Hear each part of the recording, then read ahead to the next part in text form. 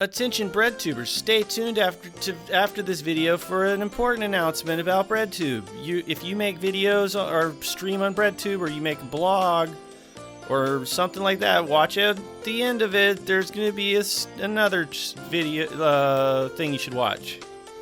Oh boy, I do not want to make this video.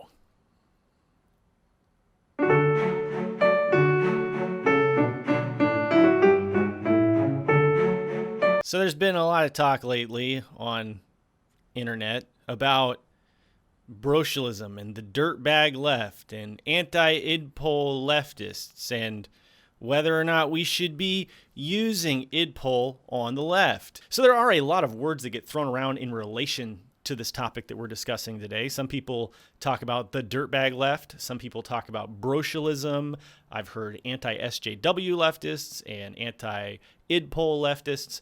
And none of those words to me are really quite accurate in nailing down what I'm talking about in this video. So I'm going to be using the term reactionary leftist. This is a problem that every leftist probably grapples with in some way or another on a personal level. You know, we all have reactionary attitudes and beliefs somewhere banging around in the old brain bread basket, and we should all be trying to eradicate those shitty attitudes and beliefs within ourselves, and we should also keep that in mind when we are criticizing people who we view to be, you know, shitty leftists. So before we can begin talking about reactionary leftists, I guess we should define some terms first. So first, let's talk about what I'm not referring to. I am not referring to, number one, liberals, because liberals are not leftists, so therefore they cannot be reactionary leftists. I'm also not talking about people who are just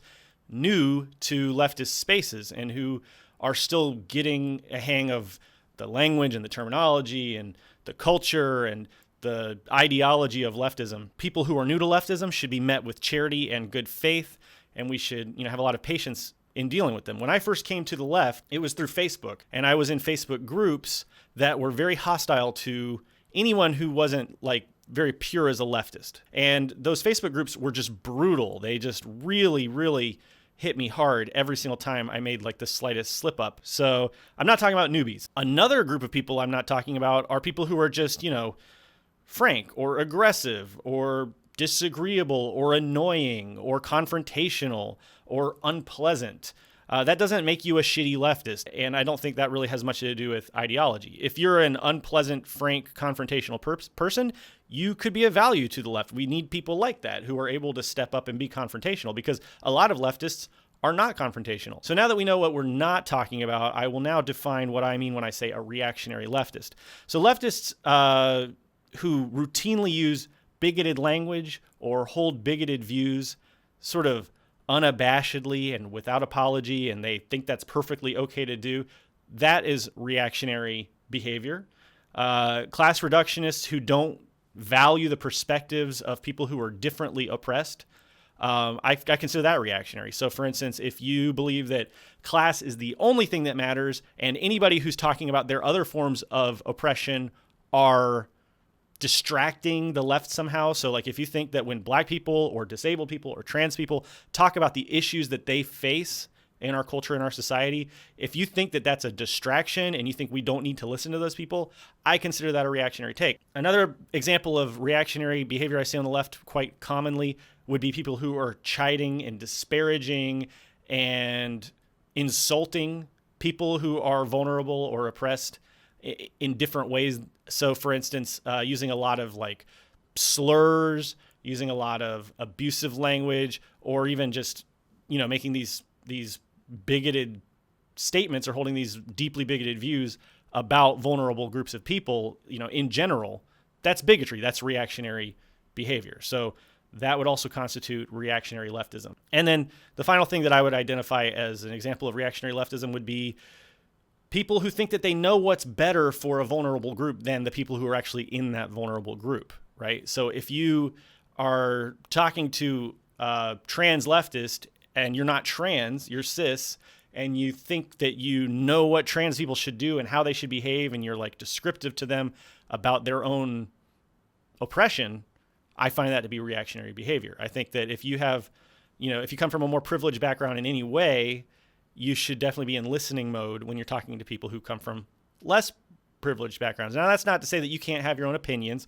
and it's not to say that we're trying to clamp down on your freedom of speech, but there are lines that shouldn't be crossed when it comes to talking down to people who know their oppression inside and out and live through their oppression every day in a much more intimate way than you ever would be able to, from your privileged position.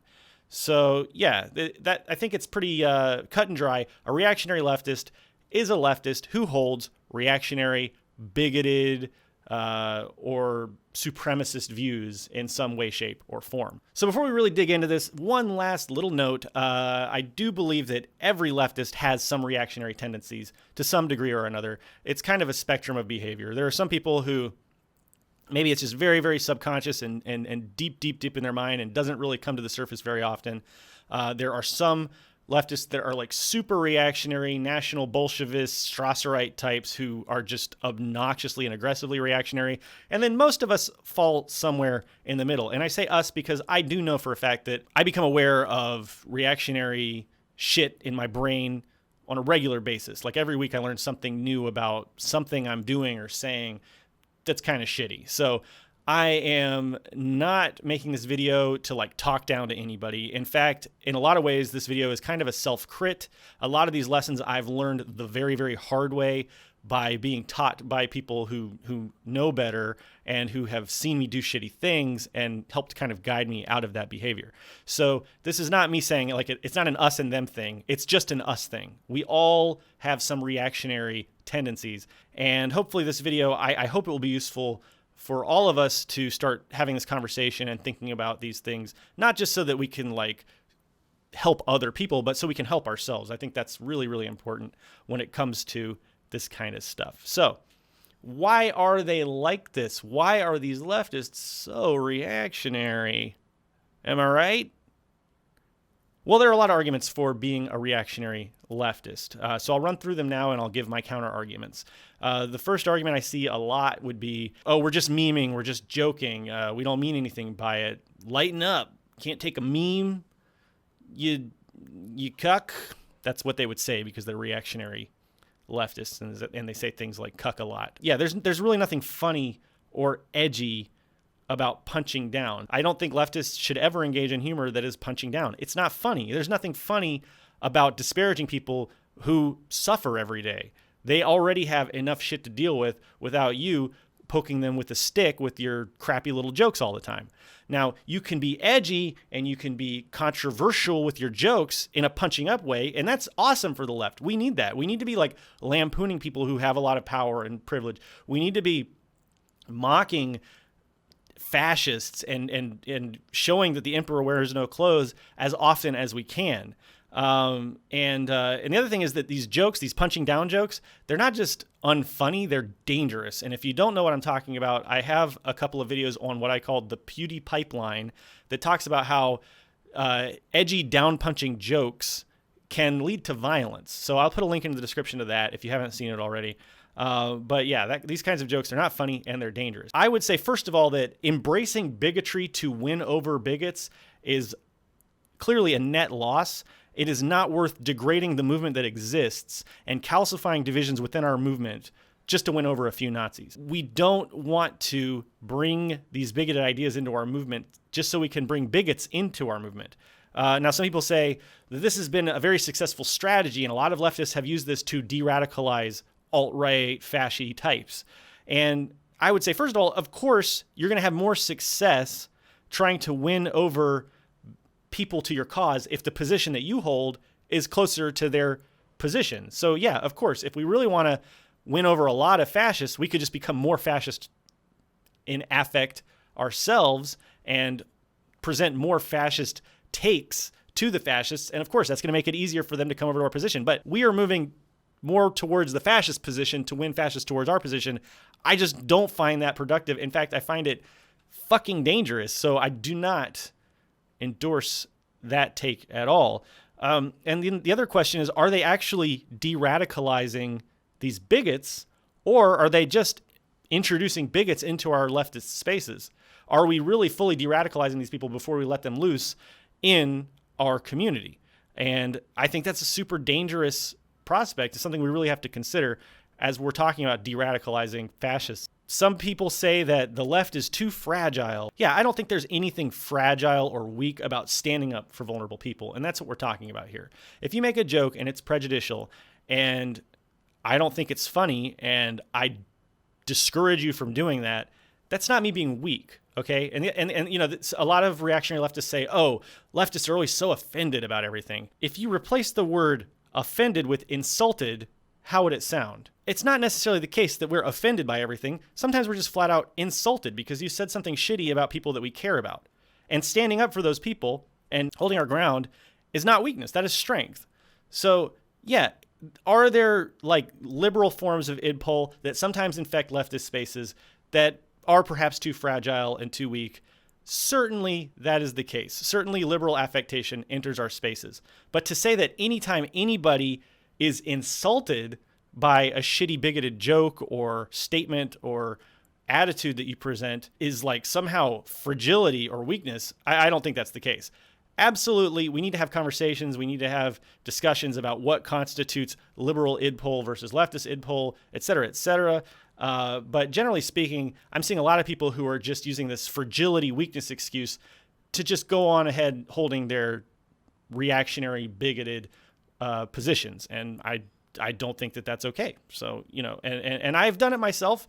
You know, I've been in situations where somebody's called me out on something and, you know, my immediate reaction is defense mode and, oh, this person's being too sensitive, you know, but my best advice is anytime somebody does something and you think they're being too sensitive, really take a moment, take a breath, and try to put yourself in their perspective and try to think about the things that the vulnerable group that's being targeted here, think about the things that they go through every day, the lives that they live, the ways that they have to face microaggressions and attacks and discrimination every single day of their lives.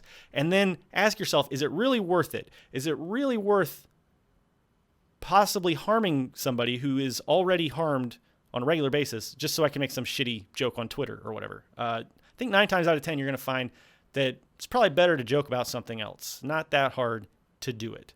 Some people say that idpol makes us look ridiculous. And they use the example of the Democratic Socialists of America meeting that was clipped by Fox News. And you know, they cherry picked examples of people doing the point of privilege thing. And they use that as an example that this makes us look ridiculous. And so they're literally using fascist propaganda that's intended and designed to make the left look ridiculous to argue that not being reactionary makes us look ridiculous. Now, did the DSA meeting maybe have some bad optics, especially when cherry-picked and clipped out in the way it was by Fox News? You could make that argument. I'm not going to argue against it. That's a whole deep debate. I will say this. My options being too cautious or not cautious enough about doing harm to vulnerable people, I will always try to err on the side of being too cautious and too careful because I don't want to unintentionally harm people who, again, are harmed on an ongoing, regular, systemic basis. Are there better ways to deal with some of these problems than the way that the DSA handled it? Probably. This stuff in a lot of ways is kind of still being fleshed out and developed. We're still figuring out how to solve many of these problems. There probably are better ways to deal with points of privilege in big public meetings and that sort of thing. And so, yeah, if you have productive ideas or if you identify problems, point them out, but point them out with a productive mindset. And again, I would much rather be wrong and not hurt somebody than think I'm right while hurting somebody. You know, I think that the priority should always be on not doing harm. First, do no harm. We got to be Hippocratic up in this hizzy. I didn't feel comfortable saying that. And then the final argument, which I would actually say is probably the best argument, asterisk, we'll talk about it, but the best argument for this is that this kind of humor is working class humor, and the working class tends to be a little rough around the edges. The working class tends to not have a lot of this like liberal, college educated awareness of many of these issues. And so I will say, first of all, there is some credence to that. I grew up in a very blue-collar working class family in a very blue-collar poor area of southeastern United States. And absolutely, there is a lot of aggressively offensive humor and language and behavior and attitudes in the working class, in the white working class where I come from. And for sure, yeah, those are things that I, as a person who came from that background, had to struggle with and continue to struggle with. That said, I do believe that it is classist to take the position that working class people are incapable of learning this stuff. And I think that having the position that that's impossible is a classist position. All that said, we do need to probably, like I said earlier in the video, we do need to be patient with people who are new to the left and give them kind of a wide berth, give them space to grow and learn and change, and be gentle as we teach them about harmful behavior. You know, we don't have to have like an aggressive, angry call out for every little thing. You know, especially if you're from a privileged background and you're getting all up in arms and angry about every time somebody who's new to leftism makes a mistake, I think you should stop and think for a second. You know, if you come from a privileged background, are you being like performative? Are you doing this to make yourself look better? Now, I understand that people who are vulnerable and oppressed, they're going through this shit day in, day out. You know, everyone's going to have bad days and get angry and upset about this stuff if they're being, you know, punched and shoved and kicked down all the time. Of course, anger is going to bubble to the surface. But I think that those of us who come from more privileged backgrounds have less of an excuse for that. So this stuff is like not really simple and cut and dry. Of course, you know, we have to take everything on a case-by-case basis and be careful and thoughtful. But generally speaking, I don't think that it's the case that like we have to be abusive and bigoted to appeal to the working class. And I don't think that it's impossible for the working class to learn to do better. I think we can all learn to do better, every one of us. Hi, I'm Luna from Luna ơi, and this is my message to anyone who call themselves a leftist, but still make shitty jokes about vulnerable people like disabled people, LGBTQ+, and POC. When you decided to be a leftist, when you consider yourself a leftist, means that you care about people, you care about their problem, and want to fix them together. And you want to build a better world so we can all live together in harmony, right? But I don't get it. I don't understand. Why do you still make shitty jokes about us? You care about us, right? You care about what we are coping with every day, right? And yet you're still making fun of us. Maybe you and your friends think that it's funny and it doesn't hurt anyone. But it does.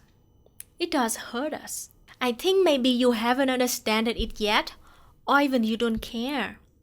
So if you haven't understood it yet, I hope that after this video, you will think about it. You will think about what you did and decided to stop what you're doing now. Please don't make fun of it. It's not funny. Maybe it's funny to you and some of your friends, but it's not funny to all of your comrades. We are still comrades, right? But if after this video you still decide to do that because you just don't care, so I'm questioning myself, and you should question yourself too. Are you a leftist? What is your purpose of being a leftist? Because it's not good.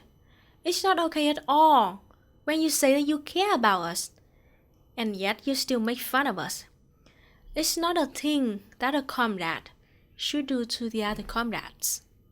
Now, what's going on inside the mind of a reactionary leftist? I can mostly only speak for myself because I'm not a psychologist or anything like that. But I do think that I have some indication of what's going on with a lot of leftists who have reactionary tendencies. And I think there's one concept in psychology that's at play with a lot of leftists, and that is the concept of moral self-licensing. In her paper, Moral Self-Licensing, When Being Good Frees Us to Be Bad, Anna Merritt says the following: past good deeds can liberate individuals to engage in behaviors that are immoral, unethical, or otherwise problematic, behaviors they would otherwise avoid for fear of feeling or appearing immoral. This is moral licensing. As leftists, we have to be careful to avoid this psychological trap. I'm going to go off script now.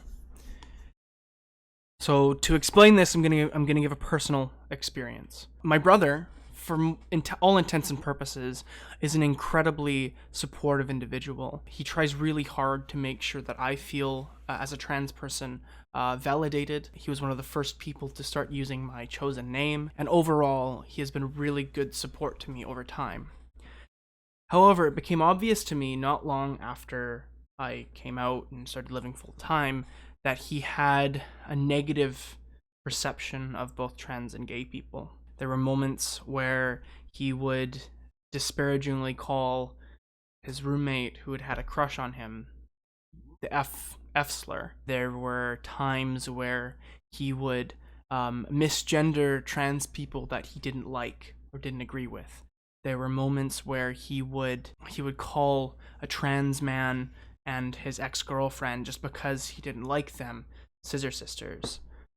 So the issue here is that just because we are allies sometimes, just because we work hard to help people and to accept people, whether they be black, whether they be gay, whether they be trans, whether they be whatever, we have to make sure that we're not allowing our past experiences, our past moral goods to justify negative behaviors. I once knew a woman who told me that one of the things that she fears with the potential of being in a relationship with a white person is that eventually they may pull the N-word on her. That it's a legitimate fear she has. And so we have to be careful as leftists that we don't, in a reactionary way, somehow tell our allies or the marginalized within our community that we don't stand for them, that their humanity is only good when it's convenient for us, because otherwise those people will never open up to us. They'll never be really part of our community. They will continue to suffer minority stress. They will continue to suffer in almost every aspect of their life now that they don't even have a safe space among their community. So I really want to stress how important it is that we don't let our past allyship or defense of things to allow us to make jokes, disparaging remarks, or other various things that could tell those people, hey, perhaps you're not safe in my community. Hey, just so you know, you can't necessarily trust every person that appears like they're on your side. It's unfortunate, but that's what you're telling us when you do that. Back to you, American. So don't morally self-license. Another problem is that leftists often have a capitalist mindset. In fact, 100% of the time, all of us who grew up in a capitalist society have capitalist mindset set in from time to time. We are trained and indoctrinated to believe that we must be competitive. You got to take out whoever's standing in your way. You got to fight to advance in society. You got to push people down and step on them to get to the top, and you got to kill the competition. So the capitalist mindset is basically to be competitive, to be cruel, and to push other people down to lift yourself up. And I think that enters into it a lot when it comes to reactionary leftism. So we have to be aware that we have this programming deep in our subconscious minds, and we have to check ourselves on it every so often and do what we can to dismantle that within our thinky brains. Now, some people say that it's gatekeeping to, try to tell other people, oh, you're not a good leftist because you're doing this, this, and this. And I'm not talking about gatekeeping here. I'm just talking about keeping our comrades who are in vulnerable positions, keeping them safe and helping to liberate them, and more than anything, helping to build trust within our movement so that we can build solidarity between leftists of all races and genders and sexual orientations and religions. We need to try to be building solidarity so that we can build a united working class. If you want to reduce division within the working class, the only way to do that is to build trust with minorities and with vulnerable people. And that's why this is so important to our movement. Now, the great news is that we have already tools and methodologies to help us in dismantling some of these problems. Leftism is not a new concept, and leftists of the past have developed a lot of great theories and strategies and techniques for finding and identifying problems like these and then tackling them. So first we'll look at this from a Marxist dialectical materialist kind of analysis. I did a whole video on dialectical analysis and what it is. If you haven't seen it already, it's the video on why we should use intersectionality in the left. And again, there's a link in the description to that video. But basically, there is a dialectical contradiction between the fact that we need a united working class and the fact that we are so divided. So we need to negate that contradiction in order to unite the working class together. So that's why it's so important that we do everything we can to make our movement as welcoming as possible to people who are vulnerable, to make our spaces as safe as possible for vulnerable people, and to give vulnerable people a voice and lift them up and try to counteract against those divisions and those hierarchies. Now, speaking of hierarchies, that brings us to anarchist analysis. Of course, anarchists are very concerned with social hierarchies, and we want everyone to be on, a flat hierarchical plane as much as possible. And the only way to do that, if you're living in a very hierarchical, oppressive society, is by lifting up the people who have less power, and sometimes taking a step back or taking a step down if you have a great deal of power, and trying to, even things out so that our movement exists on a flat hierarchical plane. As an anarchist, I think that is incredibly important. So these forms of analysis have led me to what I would suggest as a few concrete solutions, not necessarily the only concrete solutions, but these are things that I think might be helpful for combating the reactionary elements of ourselves and of our wider movement. And the very first step is to start analyzing our own behavior as individuals. I need to struggle with my own bigotry just as you do. No matter who you are, you probably hold some bigoted views and attitudes. And it should be a constant effort for each and every one of us as an individual to identify and dismantle our own internal oppressive behavior. So it really does. It starts with yourself. Be aware that there are things probably happening in your brain that are not good, and try to find those things, find those attitudes, find those beliefs. Every time you especially when you come against friction and somebody challenges a belief that you hold, and accuses you of being oppressive in some way, shape, or form, take that little thought that you have in your brain and pull it out and look at it and examine it and say, is this really the right way to go? Is this the right take? We should constantly be engaged in self-criticism. I know that a lot of anarchists don't like the term self-criticism because they think it's a tanky term, but I personally find it very useful to think of things in terms of self-criticism. I try to self-critique as often as I can. I try to analyze and be thoughtful about my behavior and my attitudes and improve as much as I can. And keeping that in mind, the fact that each of us has some kind of bigoted behavior and capitalist mindset embedded inside of us, we should always remember that when we're dealing with other leftists who we see being reactionary. We should not be holier than thou art. We should not be, trying to put ourselves on a pedestal. Of course, putting yourself on a pedestal is a form of hierarchy sort of thing, by performatively calling people out in ways that are not necessarily the best way to combat the behavior. So we need to be really careful that we're not doing things that are really intended more to promote ourselves than to fight the bigoted behavior. That's not to say, you should never call anybody out or anything like that. It's just we should be mindful about how we're doing it and try to put the movement first ahead of our own individual egos and social media clout. And remember the lessons that you've had to learn. I always try to keep in mind the lessons that I've had to learn, the mistakes that I've made in the past. And remember how you've been shitty in the past, and remember how it felt when you got called out. I mean, maybe that was really good for you. I love, if somebody points out that I'm doing something shitty, I welcome that. I think it's great. It makes me a better leftist, right? But sometimes people have done it in such a way where it's been very, very, performative and aggressive, and it's made me feel shitty and perhaps delayed my growth.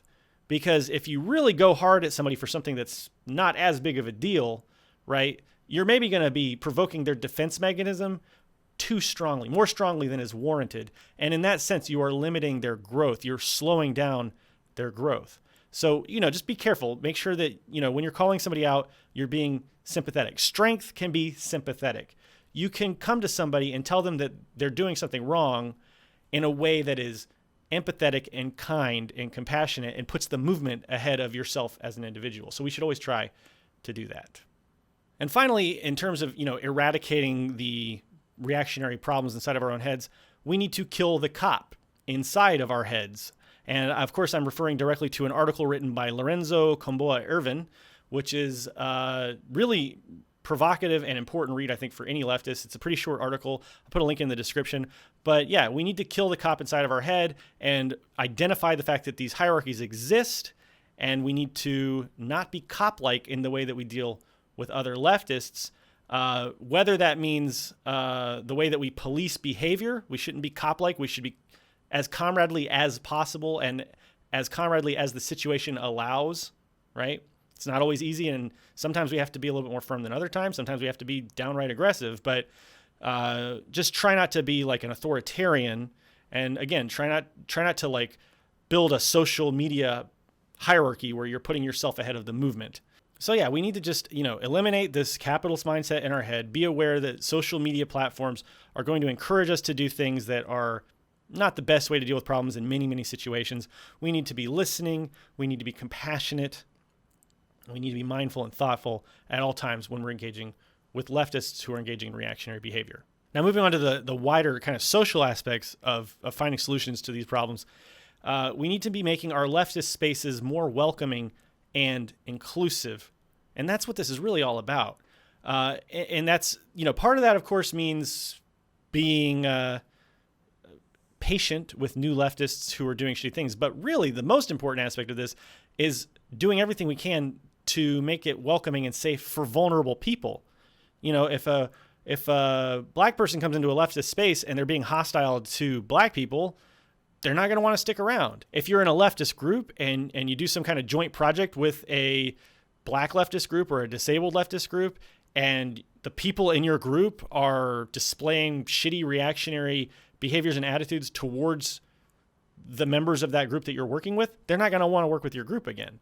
You're dissolving leftist solidarity every time you engage in this kind of reactionary behavior. And what we really want to remember is that a lot of the elements of the working class, a lot of the people in the working class that we're wanting to win over, they're facing several forms of oppression. So you might have black people, disabled people, trans people. They're the people who are facing the oppression the worst from capitalism. They're the people who should be most inclined to adopt our leftist beliefs. But if we're making spaces that are hostile to them, we're not going to win them over into our camp at all. And I've seen it happen. I've seen people, I've had people come up to me and say, hey, I'm black or I'm trans or I'm disabled or whatever, and I feel really uncomfortable in a lot of these leftist spaces. And I'm thinking about just bailing because this sucks. I deal with this in my normal life. Why should I have to deal with this in any kind of revolutionary movement? How could I trust a revolutionary movement that doesn't even make me feel welcome? That is heartbreaking to me that people go through that, and that's something we need to be eradicating. So this is really, really important stuff that we're talking about here, and we have got to find the best solutions to these problems, and we have got to abate reactionary behavior on the left. It's critical. Now, in my mind, a lot of this stuff comes down to power structures, and we have to be thoughtful in the way that we build power structures and the kinds of power structures that we build on the left. I believe very deeply in dual power structures. I'll put a link in the video to anarchist revolutionary tactics and strategies, and it'll go into a little bit more information about dual and secondary power structures if you're not familiar with those terms. But basically, a dual power structure is a power structure that we as leftists, as a movement, build ourselves without the government's intervention, without any third parties. It's just a leftist power structure that we build to further the goals of the revolution, to aid and assist the working class. And we need to be building and developing dual power structures that benefit vulnerable people. We need to show them that we care about their situation, that we want to take steps to alleviate their suffering. A great example of a dual power structure that's recently being developed by leftists within our movement would be the Diverse Left Tube Incubator. And this is an incubator that is being set up from the ground up to support leftists who are not white, people of color, and to try to build a more diverse left tube. I think this is a fantastic example of a dual power structure that is oriented to making vulnerable people feel more comfortable and giving them more of a voice, which is vital in our space. So building dual power structures like that will go a long way in making people feel more comfortable in our spaces, taking steps that have direct, measurable benefits for people from these vulnerable groups.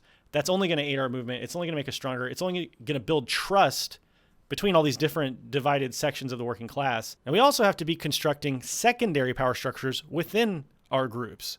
And a secondary power structure is just a power structure that exists specifically for a vulnerable group within the wider group. So a great example of that might be if you have like a militant union and you have a local group that, meets up every Friday, and say like 30 or 40 leftists come together every Friday for a meeting. And maybe like 5 of them are disabled or trans or people of color or what have you. Those people might feel like they're getting talked over. They might feel like they don't have much of a voice. They might feel like they're basically not included fully into that wider power structure. So in those cases, I absolutely encourage you to build, if you're in that situation, to build a secondary power structure, which would mean, maybe you have a women's council within this wider council, within this wider group. And maybe that women's council will come together and talk about the problems that they're facing, the things that make them uncomfortable. They'll come up with solutions to propose to the wider group. And it's basically like a sidecar that rides along beside the larger group, and it gives them their own power base, their own platform to have a voice within that wider group. I think these things are great, and I think that they're very helpful in equalizing and trying to flatten some of these hierarchies that exist within our leftist spaces and groups. And I think we should be encouraging them. Some people say that that's, shitty because it's dividing the left and it's building these divisions. But if you think that, then I think you haven't really analyzed the power structures at play. Because, and I hear it all the time from people who are vulnerable and have less privilege, that they enter into leftist spaces sometimes, and it's always like the white guys, the cishet white guys that are dominating the conversation. I know that this is ironic coming from a cishet white guy, but this is why I'm making this video, because I'm trying to share what I've learned from people over the years that I've been involved in leftism. And so one thing that I hear a lot is that white men tend to take up these spaces, and building secondary power structures will allow people in marginalized groups to build their strength and their voice within the group in a way that they wouldn't be able to do otherwise. So I really strongly believe in secondary power structures. I think if you're still not sold on the idea of a secondary power structure, let's next talk about the ideas of self-determination and free association. So, and this brings to the point that should we have leftist groups that are only composed of people in marginalized positions? We obviously have had all black or all trans or all women groups that have come into existence. And some leftists say, oh, that's not good because, again, it's like dividing the left and we're creating these divisions and reinforcing these divisions. I don't buy that. I think that people should be able to freely associate or not associate with other people, especially if you're in a marginalized or vulnerable group. Like, no one should be forcing you to work with people who are basically in the class that oppresses your class. Something I've also noticed, I think there's like a racial component to it, because a lot of people have problems with like black only groups, whereas I don't think a lot of leftists would have a problem with the fact that the Anti-Defamation League is a Jewish group. I don't think anybody would, I think most leftists would be kind of pissed if, if I, a non-Jewish person, demanded that I be accepted, as like a member of the board of the Anti-Defamation League. I think that would be preposterous. And so I don't understand why there's so much pushback to like black people having their own spaces and their own groups and their own organizations and secondary power structures, when we already have groups, and we have a lot of women's only groups, and I don't see as much pushback about things like that.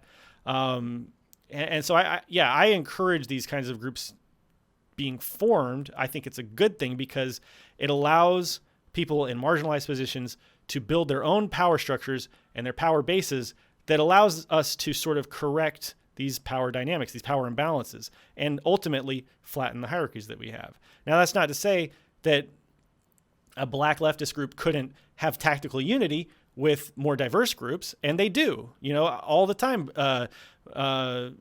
These kinds of groups that are for only marginalized people will come together and work with other leftist groups that are more diverse or that have a lot more white folks or whatever. And that's awesome. I think what that does is that builds trust. and that pushes us towards that solidarity that we're all striving for. There's a great quote I'm going to read now. It's from Kwame Ture, and it's actually quoted in Kill the Cop Inside Your Head. So here's the quote. "It is a commentary on the fundamentally racist nature of this society that the concept of group strength for black people must be articulated, not to mention defended. No other group would submit to being led by others. Italians do not run the Anti-Defamation League of B'nai B'rith. Irish do not chair Christopher Columbus societies. Yet when black people call for black-run and all-black organizations, they are immediately classed in a category with the Ku Klux Klan."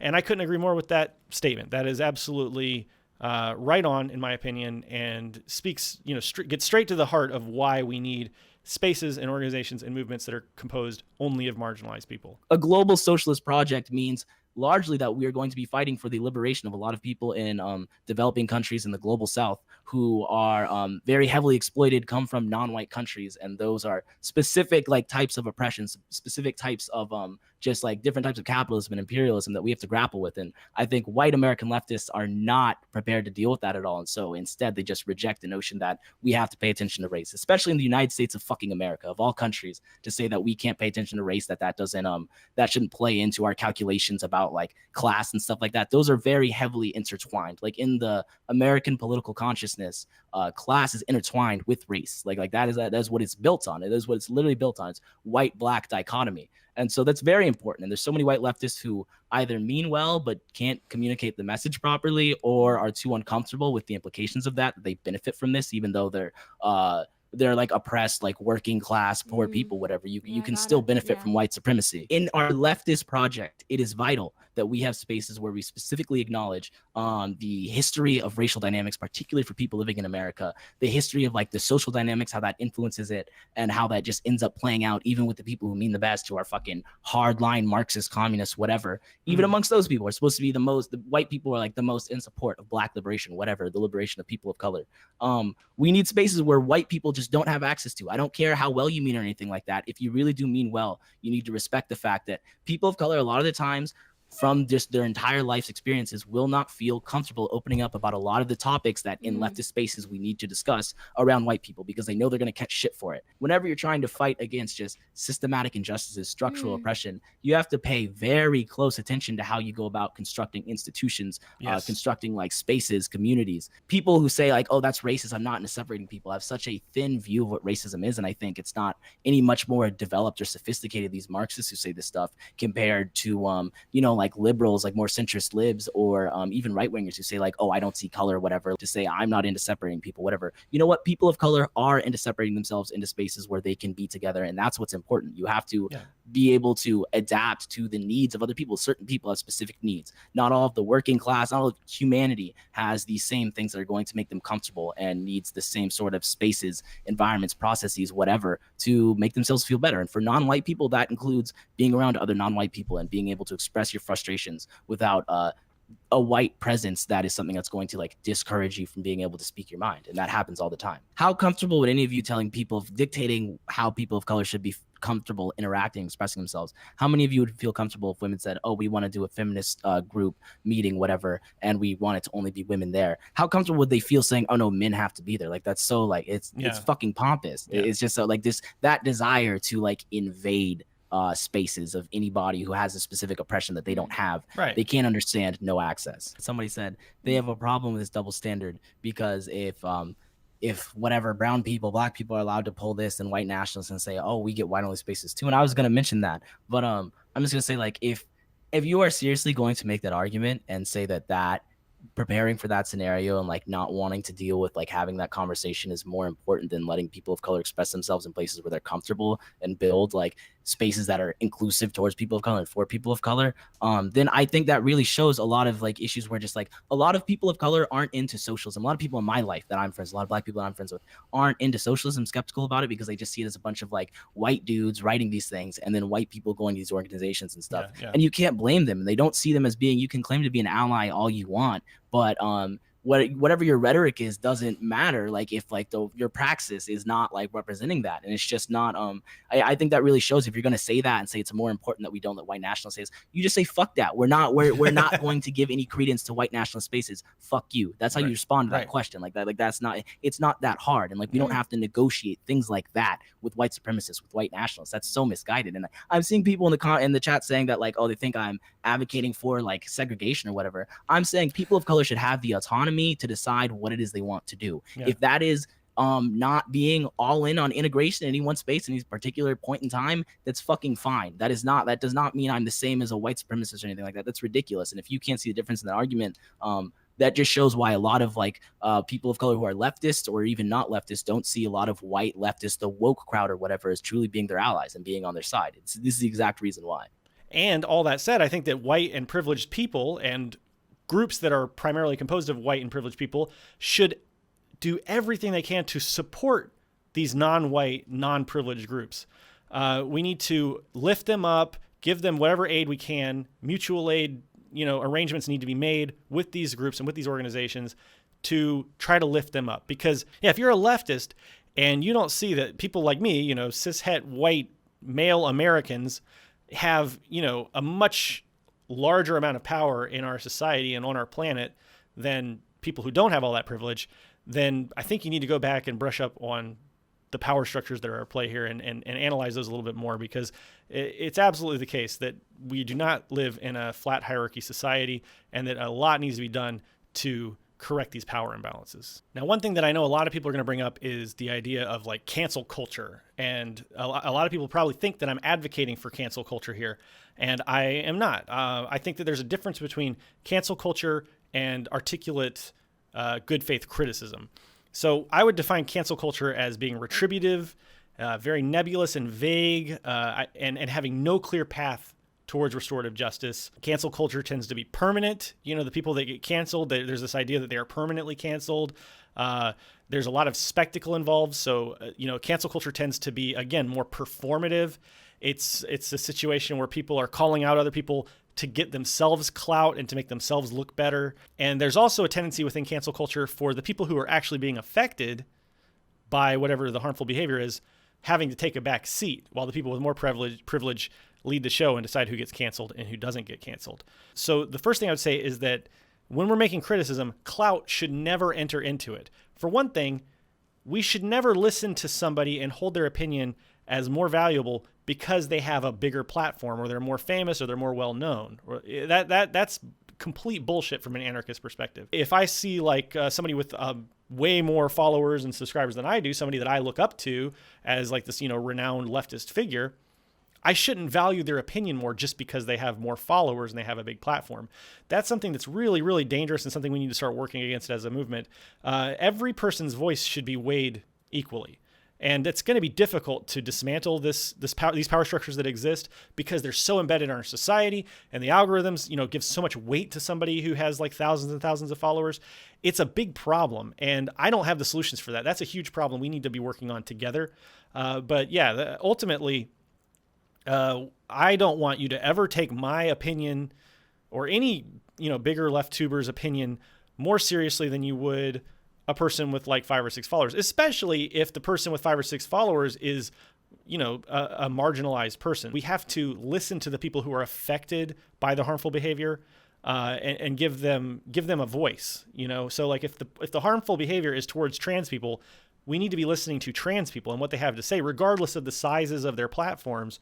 We need to listen to the people who are most affected by these problems and let them lead the way on what solutions would be acceptable for their communities. So what is a valid, critique versus a call out culture kind of shitty behavior? How should we be dealing out criticism to people who are engaged in reactionary behavior? Well, I think that good faith critique is specific. We have to specifically identify the problem that's happening. I don't think it's very helpful generally to just say, oh, that's racist. Oh, that's transphobic. And, period. End of statement. I think that when we're critiquing people, as much as possible, we should try to be as specific as possible. This is transphobic because blah, blah, blah, unless it's like patently obvious, but sometimes it's not so obvious. And so I think it's important that, if we're trying to educate people and have them do better, we need to try to be as specific as possible.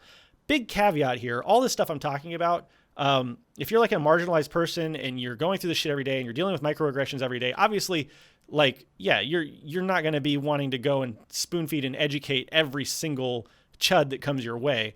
But if you're a person that's more privileged, if you're like a white dude like me, especially, and you're going to call somebody out, I think, it's worth taking the extra time to explain exactly what the problem is and exactly how it could be corrected. There needs to be a willingness for bygones to be bygones sometimes. Sometimes somebody fucks up and then they apologize, and that should sometimes, most of the time that should be the end of it. If it's not a huge problem, if it's just a little slip up, if somebody just made a mistake, we should be able to deal with these things and move on quickly. There's this thing that I've noticed, and I've noticed it in myself, where I'll watch a YouTube video or I'll see somebody on Twitter and they'll say something that I kind of cringe at, and I'm like, ooh, that was a hard take. That was bad. And then from that moment on, I've got this mindset that, like, okay, that person's racist or that person's transphobic. It can set in so quickly with social media. We make these judgments so fast. I think that's a problem. I mean, obviously there are degrees to this stuff. If somebody says something that's super yikes, that might warrant a little bit of, having suspicion and holding that person at a distance. But if somebody just kind of slips up or says something you disagree with, I think we need to try not to be so draconian in the way that we distribute justice to people sometimes. And of course, it depends on what they did or what they said. Some things do warrant a much stronger response. But more than anything, we need to have a path to retribution. We need to show people that there is a way to correct the behavior, correct the mistake, apologize, own up to it, and improve. And all of these actions need to be led by the people who are most affected by the harmful behavior. White people should not be running the show when it comes to addressing racist behavior against people of color. Cis people should not be running the show on how to address transphobic behavior. We need to be listening to the people who are most affected by it and giving them a voice in combating abusive and aggressively bigoted behavior. One possible solution to all this is the idea of platformism. And platformism is basically the ideology of free association put into praxis. This is an anarchist ideology, and the basic idea is that smaller groups of people, which are composed of people who agree with each other about almost everything, come together and they form these little individual groups. If you disagree strongly about like one of the important points of the platform, you're excluded from the group. You don't get into that group. And the idea is to build as many of these little platform groups as possible, and then they all kind of network together, right, through free association and tactical unity and mutual aid. And in this sense, we build a decentralized movement. And I could probably do many videos on platformism. I'll probably talk about it a lot in the future. But I think platformism is a great form of the praxis of free association, and it could help us a lot in solving some of these problems. And it has the added benefit that, we have flatter hierarchies because the groups are smaller, right? If you have this huge group, hierarchies do tend to naturally form in these huge groups where you have some people who are more charismatic and they come to the front. If you only have 5 or 6 people in your group, naturally everyone's going to have more of a voice because there's just less of a crowd to drown you out. And being decentralized is also just better for security hygiene. It's less easy to target, leaders. It's less easy for things to get compromised when there are less people talking, just in general. So I think platformism is something that we should be exploring as a movement to try to address some of these problems. But I guess the last thing I'd like to say about this is, we have to know how to choose our battles. We have to know when something is really worth going into crisis mode and getting really aggressive about calling somebody out and bringing them into this like restorative justice atmosphere. And when, sometimes it might just take a little careful, gentle nudge or correction or call in, as we like to say. A lot of the behavior that we see that's kind of shitty can be dealt with quietly and without raising a big fuss and without doing a lot of clout chasing. And I think that's the way we should try to do things as often as possible. There are some emergencies that warrant a more aggressive response, but we have to meet like with like. If somebody just makes a slip up or, does something that's just kind of like a little annoying or obnoxious or shitty or like a microaggression, yes, we should hold our ground against that kind of stuff. but we need to be careful and measure our response to make sure that it's appropriate. So in conclusion, yeah, we need to get rid of the capitalist mindset. We need to eradicate the cops in our minds. We need to allow spaces for vulnerable people. We need to give them voices, lift them up, and we need to combat reactionary behavior in ways that are compassionate and kind. Given the grave circumstances that we're in, I know for sure that, many of us are suffering day in and day out, but we have to try to still reach deep within ourselves and find that kindness and empathy and compassion, guide each other and guide ourselves with positivity as much as we can. Obviously, these are high stakes.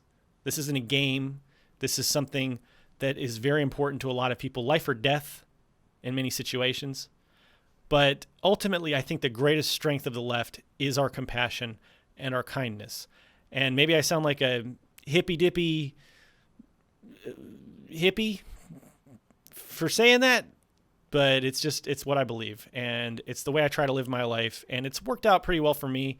It's put me in a position where I've met a lot of really great comrades. I've gotten to talk to a lot of very diverse people, and I'm learning more and more every day. And I'm much happier than I was 3 years ago before I discovered leftism. And this movement has saved my life in many ways and put me on a track where I finally feel like I have some hope in a world where I felt completely hopeless before. I know that it's going to be a rough, tough road ahead of us, but I believe that we can and will win a better world in the future. And I think we can do it together, but we're going to have to find ways to build trust and care about each other if we're going to get there. So that's all I've got to say about that. I'm American Johnson. This is Non-Compete. Be sure to subscribe if you're not already, and all that other stuff. Goodbye. Take care of each other. Hey, all you cool people on the internet. This is me, American Johnson. Look, I'm an avatar now. How cool is that? I look cool like Ezra Scapegoat and Sean. They have cool avatars. Guess where I got it? I got it from Joseph T. James on Twitter. It's such a cool avatar, right? And because Joseph T. James is an awesome creator. And if you're an awesome creator, guess what? I have some exciting news for you. We're trying to highlight and promote people who make videos and the streamers, musicians, and blog writers, everybody who's doing cool stuff from a leftist perspective. We want to help promote your stuff. So just go to the description and look, and you'll see how you can submit a 15 to 30 second promotional video, and we'll make it available to all kinds of big left tubers, and they're gonna show it to people, and we'll all be happier after that happens. So click the description and look at it. Thank you for watching. This is American Johnson again, and now here's one preview promotional video that you might enjoy from a leftist YouTube content creator. Check it out. Hey, I'm Damon Garcia, a Christian leftist working to expose religious people to leftist politics. Looking at the core of this tradition and realizing this was always anti-imperialist, anti-fascist, and leftists to spiritual health. Taking care of your spiritual health is one of the ways we refuse to let the fascists win. And it's been amazing helping people discover an active liberationist spirituality. You are not alone, and things are changing. Check out the channel and join the community.